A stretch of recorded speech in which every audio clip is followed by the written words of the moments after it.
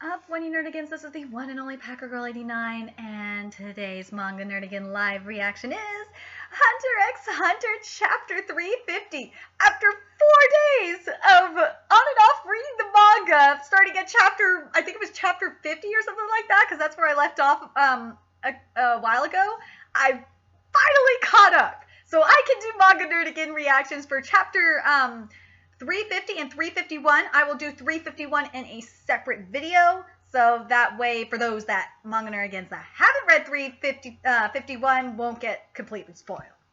So anyway, let's get to this, because I love this manga. I'm so addicted. And for those that want to know, yes, I love Kalula. I want to hug him and squeeze him because he's so adorable.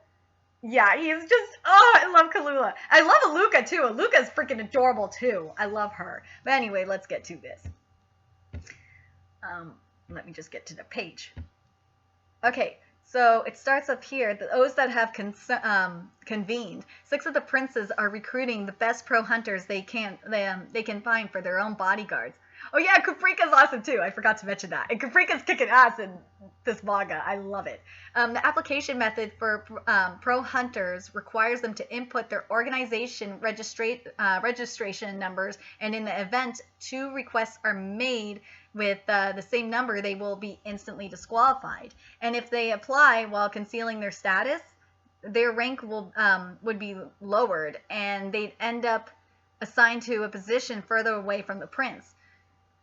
This is what Caprica is saying. Caprica continues on. There's still a possibility that among one of these 6 princes, one of them is my target. Oh God, I can't read this name. Maybe if I zoom in, because I can. Seredanich. If I butchered it, I don't fucking care. But yeah, for those that don't remember, those nerdigans that don't remember, that prince is the one with the red eyes that Caprica wants. That's his goal, is to get the red eyes back.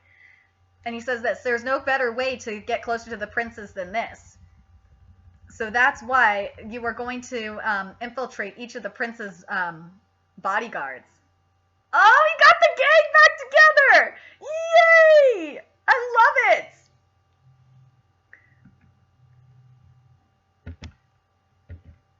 Making this request just 1 month before the voyage, and on top of that, you want to infiltrate all 6 simultaneously?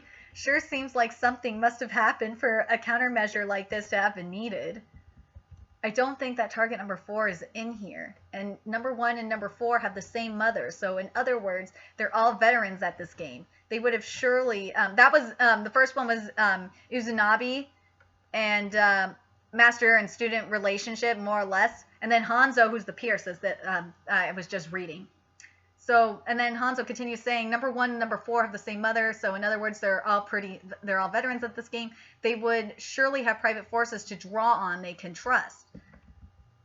And then in Basho says, I agree, trying to buy dependable protection like this, that's the mark of an amateur.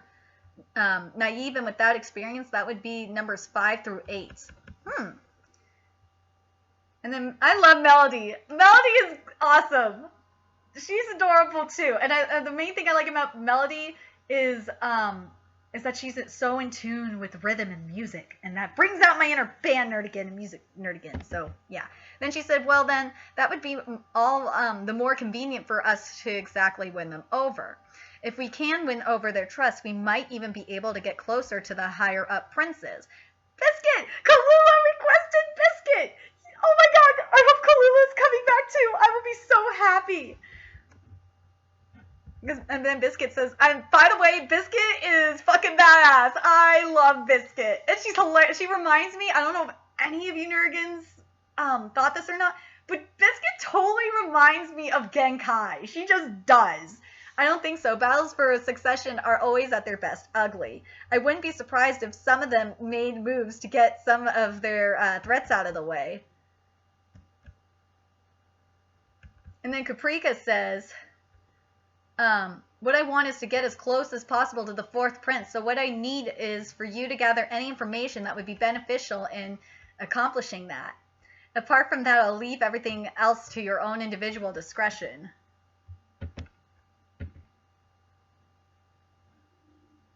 Hold on, I'm just waiting for the page. Oh, god damn it. Freaking manga tree.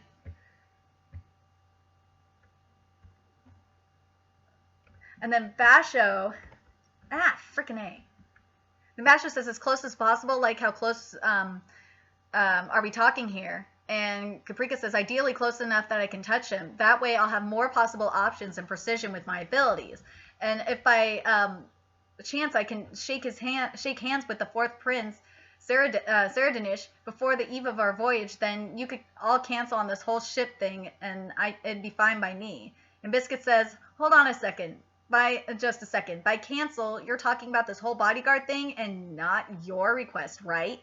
After all, we accepted the request to be bodyguards. Our contract with you will have been completed. And so when we succeed in that, you will be compensating us properly, right? And then Caprica says this, of course, that's fine. Although if you had a normal level of comprehension, I would think you wouldn't have to confirm something like that. And, oh god, Biscuit, I love her. Listen here, you, I don't know who you think you are, but I trust you about as far as I can throw you. She's like, what? And then Caprica says, I don't want to hear that from some hypocrite who puts on airs for everyone she meets. Oh, I love it. Since it's you were, since it's you we're talking about here, I'm sure you're going to end up, but this is what Kalula said. He called him.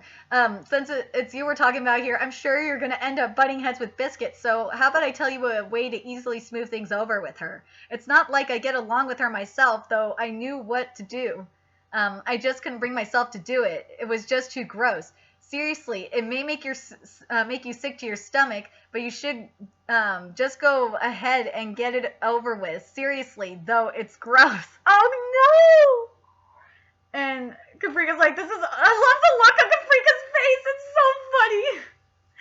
And then Caprica says, this is all in order to reclaim my brethren. And then Caprica said, oh my god!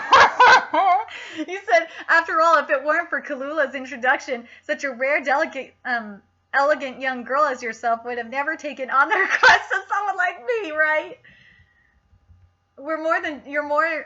You're much more fitted to be a princess than a bodyguard anyway, so if you still want to back out now, now's your last chance to do it. Oh my god, Biscuit's face! It's so funny! And then Caprica's like, I'll do anything no matter what it takes. Just imagine if that was Palm.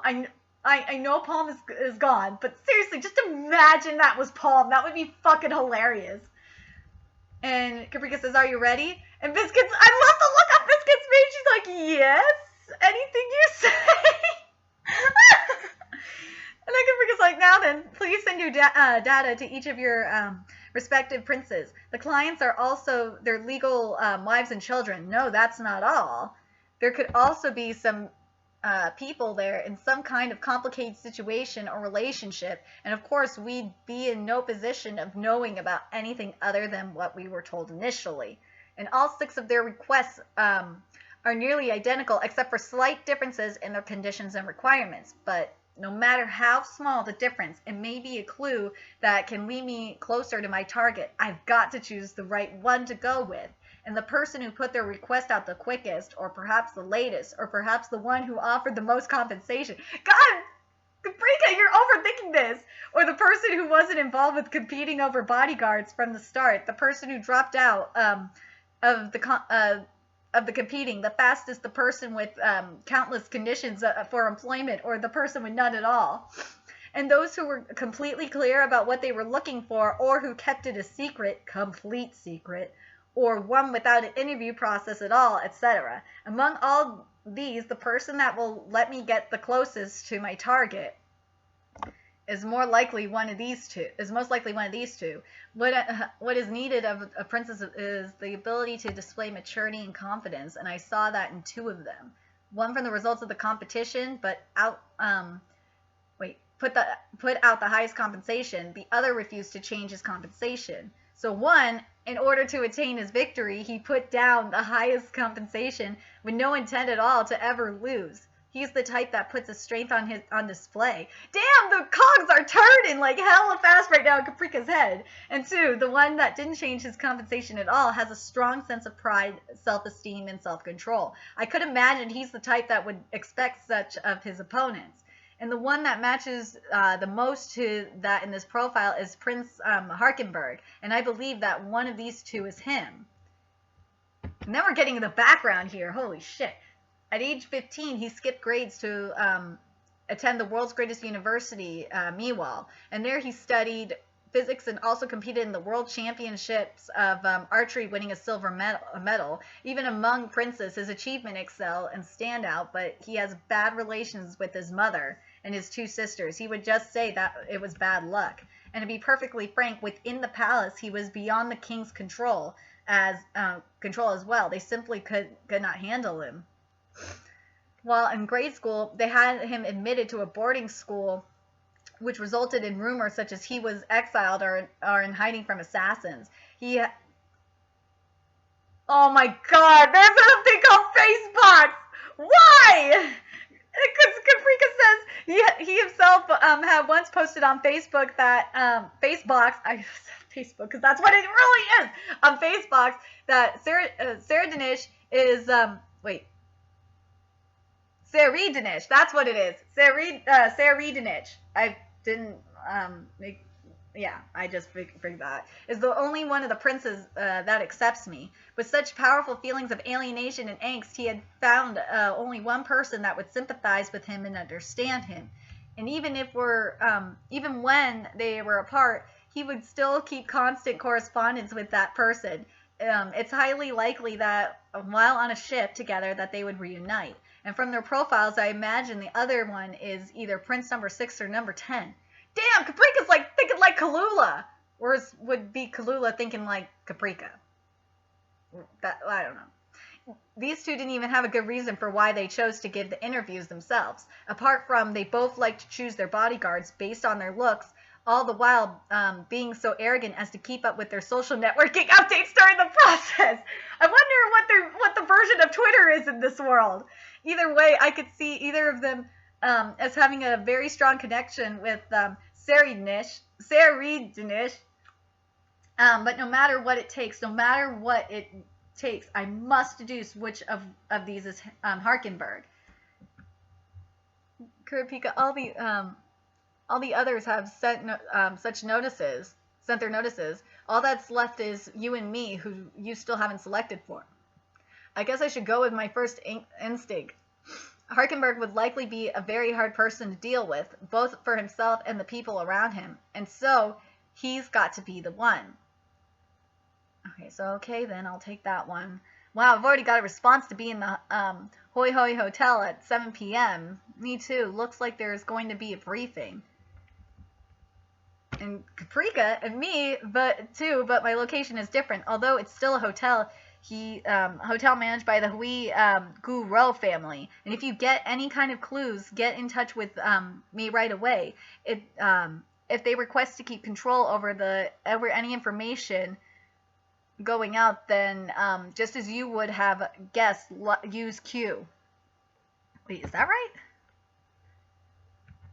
Yeah, it says use Q. What the fuck? And they said Roger.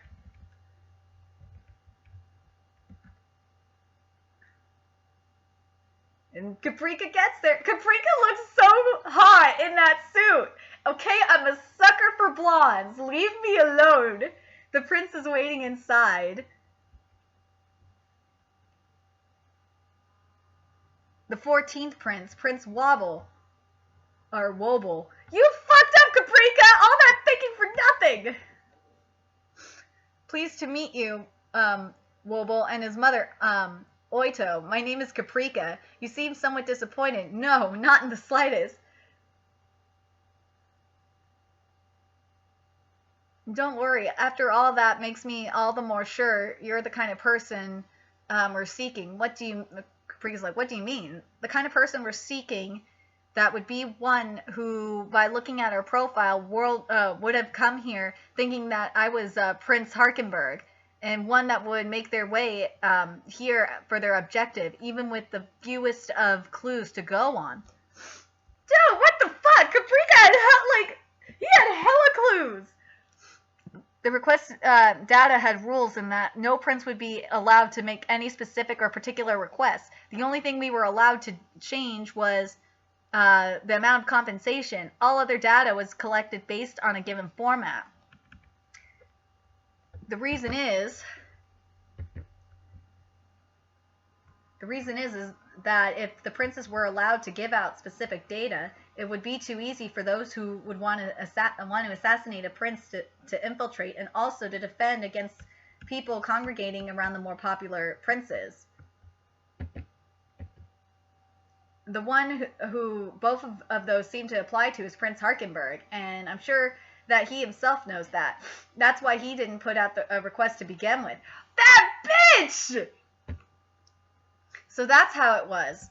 Prince Harkenberg is quite the harsh person to deal with, both for himself and those around him. He wouldn't be able to get above the rules, but if those that knew him found out he was involved in the search for bodyguards, he could simply change his compensation offered to zero. He wanted to try and change the royal family's government from its roots. Sounds familiar. And it was that outward attitude that gathered supporters for him gradually, and he began to attain power authority. Okay, if that does not sound like Trump, then I don't know what does. That really is Trump. That's so fucking crazy. And consequently, there were constantly rumors of assassination abound, even among his supporters, and people used him changing his image to try and create a dictatorship. This is scary. If you're in America and you follow politics like I do, this is scary. The people, his supporters, investigation team worked to keep away from him were mostly either assassins or fake supporters. But to us, all of that was convenient, since it allowed for a give and take, quid pro quo situation. And while those that are after his life are protecting us, we can preserve and improve that situation. After all, those that seek to control and manipulate him would know his weak points and how to get to him. And Capri was like, what are you talking about?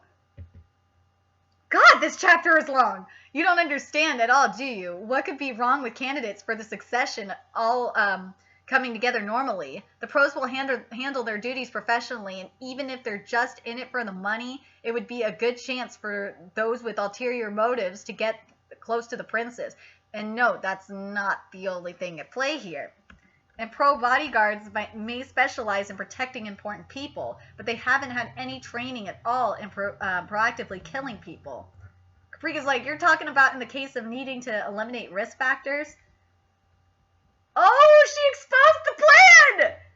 This voyage is meant to be a survival match, a journey until there is only one prince left. Oh, she revealed the plans! I didn't think that was going to happen. Superior princes, named so because they have a certain amount of political powers and assets, will have prepared their own private forces who have been meticulously prepared, and those princes welcome this war for succession with open arms. And Caprica's like, wasn't there anyone that opposed or rejected this? You should be doing everything you can about this while they're still listening to what you have to say.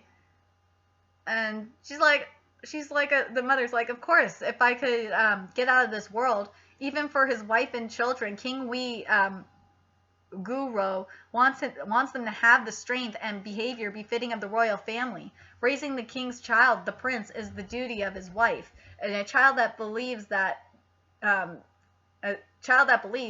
does not doubt at all that they will be king, that is what it means to be a prince. And if the chance to become king were to come about, it is only natural for a prince to seize it. That is the way a prince should think. And never will you resign yourself from or abandon that opportunity. And those that those that do are no longer the king's children, no longer princes. That is what has been taught to us, ingrained into us by the king. And the fate of those that flee in defeat is not hard to imagine, is it? God, this is so brutal. Freaking A.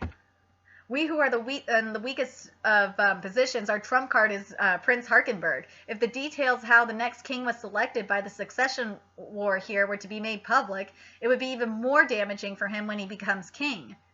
Woo! We got plenty of explosive switches, that is, witnesses willing to testify to threaten him with. That was the only card we could play to buy our safety. Damn, she's smart! Go mama! I won't ask how you came here or what you came here for, but if you accept our request and help us escape safely off this ship, we will pay you 10 times what your compensation was. Or if you keep everything I've told you just now a secret and go back where you came from, I'll pay you your original designated compensation. After all, I'm not in any position to force you to do anything. And Caprica says, and I'm not in that position to force you to do anything either, but if you will accept my conditions, I promise I will protect the two of you with every last ounce of my strength. Wow. Oh my god, she's going to lead him to the eyes. I hope she does. Please be awesome and do that. Very well, I'll do it. Yay! Even though it's a survival deathmatch, there are other passengers here on this ship, so it's not like we can go killing out in the open. We need to keep our outward appearances to everyone else, which includes attending banquets and parties with the other VIPs. I think I'll be able to create a chance for you to at least pass by him. And you may already know this, but although we may all seem equal from outward appearances, beneath that there exists a strict, rigid, and harsh gap between the status of the superior upper rank and lower rank wives, and breaking that strata would among princes would cause a huge uproar. And the Caprica says, understood, please don't force any situation that would cause you to worry about that. I was just a foolish girl from an impoverished family. When the king first fell in love with me, he was smitten with me as his wife. Yeah, he was smitten with me as his wife. And at that time, my only dreams and wishes were to be showered in fame and wealth. It was a shameful life of excess and luxury. Sounds like a gold digger. But when Wobo was born, and I learned of this fate, from the bottom of my heart, at last I felt regret. Oh, as I finally realized what was truly precious to me. Would you like to hold my little girl? Oh! I didn't think it. Oh my god, that's so cute. Oh, she's crying. The feels. Oh, she's so adorable. I love the look on Caprica's face. It's so cute. So here's how the bodyguards are working. So Izunami is going to be bodyguard to the 6th prince, Tyson, and Biscuit is bodyguard to the 13th prince, Mariyama, and Basho is bodyguard to the 7th prince, Lazarus, and Melody is the bodyguard to the 10th prince, Cacho, and Hanzo is bodyguard to the 12th prince, Momoz. I know I'm butchering names here, but I don't fucking care. And that's the end of the chapter. Oh my god, this chapter was awesome. I love that we found out more about the princes and that how many princes there are. Because we only thought there was, I don't know if I'm the only one that thought this, but I only thought there was like one prince we had to worry about. But then I remembered in 349 we started seeing more of the princes, and I like that that we have the bodyguards here. And I love how Caprica just, oh my god, when Caprica was complimenting Biscuit, that shit was great. Oh my god, that was so funny. That's classic Biscuit. But anyway, I want to know what you nerdigans thought of this chapter. I know I'm late, I'm sorry, but I had to finish catching up in the manga, and now I'm caught up, so be happy with that. Remember to like, comment, share, and subscribe. What did you think of this chapter? What do you think is going to happen in the next chapter? If you haven't read the next chapter, don't spoil it for those that, if you have read it, don't spoil it for those that haven't, because that isn't cool. Until next time, remember to donate to my Patreon if you want to become a nerdigan today. The link is in the description box below. And also, if you want to see more shenanigans, follow me on Twitter, which is in the description box below. Until next time, nerdigans, I will be seeing you later. Bye!